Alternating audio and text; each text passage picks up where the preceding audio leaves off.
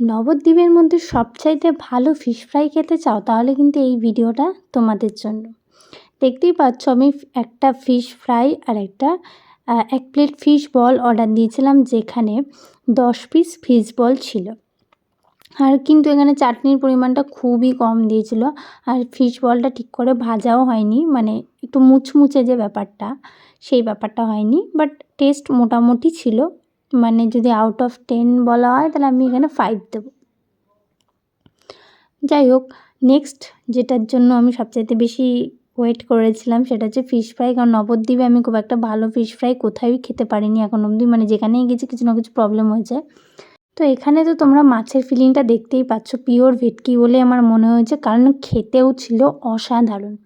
এবার বলি এটা আমি কোথা থেকে এনেছিলাম, কোন রেস্টুরেন্ট থেকে। নবদ্বীপে একটা রেস্টুরেন্ট হয়েছে প্রতাপনগর বাজারের কাছে, সেটা হচ্ছে ক্যাফে রূপকথা, যেখানে এরকম দারুণ টেস্টি ফিশ ফ্রাই পাওয়া যায়।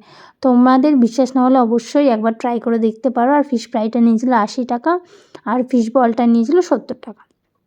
ফিশ বল 10 পিস ছিল বলেই দিলাম, আর ফিশ ফ্রাইটা কিন্তু দারুণ টেস্ট ছিল। তো তোমরা 80 টাকার কথা না ভেবে একবার অবশ্যই ট্রাই করে কমেন্টে জানিও যে তোমাদের কেমন লাগলো। আজকের মতো টাটা।